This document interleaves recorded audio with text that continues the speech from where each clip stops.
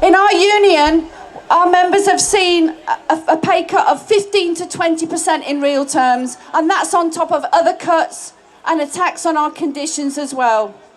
But on the other hand, we have Labour who want a £10 an hour minimum wage.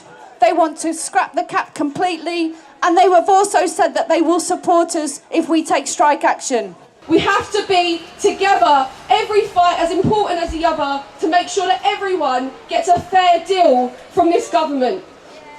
I'd like to just say as well, McDonald's, they earn billions in profit every year, but they don't pay their workers enough, so their workers are going to get benefits. Their workers are having to have housing benefits given to them, tax credits.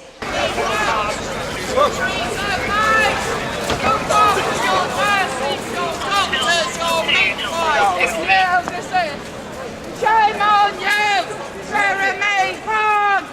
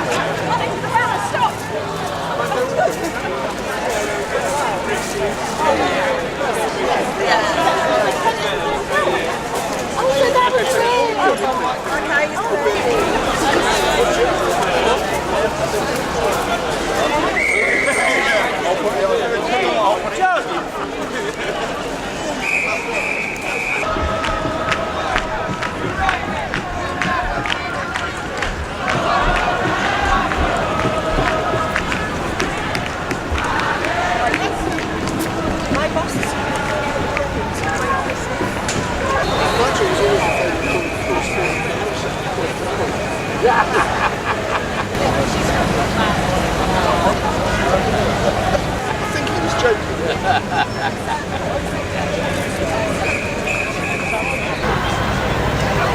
Everything I want.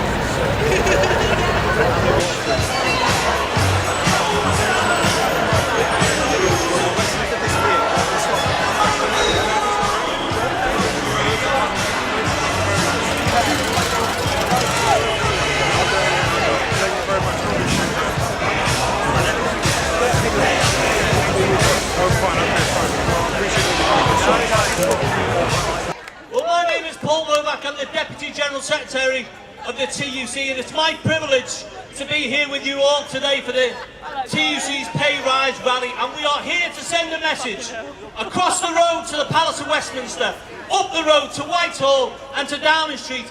Britain needs a pay rise, Britain's public servants need a pay rise, and it's time the government deliver the pay rise. Thank you for being here. It is really important that we show that there are real people behind the statistics, behind the facts that are put in papers, but don't tell the human story. You are the story. You are the public sector workers in health, in the civil service, in local government, in education, who keep this country going. In the first 6 years of the Tory rule, public service pay rose by just 4%, but the cost of living went up by over 22%. Every year, a pay cut. Every pay slip, a painful reminder, struggling to get by, struggling to afford the basics. The Tories, they call it prudence. The Tories, they call it restraint. We call it inhuman. Public sector workers need our support like never before. A million jobs have been cut or privatised as public sector employment has been slashed to its lowest level for nearly 70 years. We're all strong when we stand together. We're not asking for the earth, and we know there's a tough road ahead. And all of us on this bus represent different sectors of public sector workers. But I'll tell you this, the Tories' attempt at divide and rule, the Tories' attempt at putting worker against worker won't be allowed to succeed, because everyone on this bus is committed to standing together, to fighting together, working together in pursuit of a pay cut you so deserve. So many people live in poverty. Now, teachers know about this, Every day in schools, teachers teach children who don't get enough to eat, whose home lives are destroyed by poverty, by inequality, who live in overcrowded housing, who lead insecure lives, whose parents are so stressed that they can't provide their children with the care and attention that they need. Every time the Tories came to power, that's what happens to the most vulnerable. And yet, what do we do to our public sector workers? Every time the Tories came to power, they cut their pay, they cut their numbers, they demean them, and they disparage them. And that's what's happened to public sector workers in the 7 years of the coalition and Tory rule. We are not interested in 1.2% or 1.3% or 1.9%. Inflation today is confirmed at 3% by the government's dodgy figures and 3.9% by the real index. So let's be clear when we demand 5% for everybody. Anything less than 3% is the 10th consecutive year of pay cuts.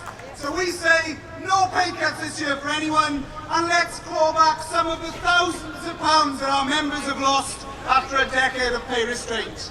Solidarity to you wonderful public sector workers. Let's stay united, take action together above inflation for every single one of us. Greetings from PCS.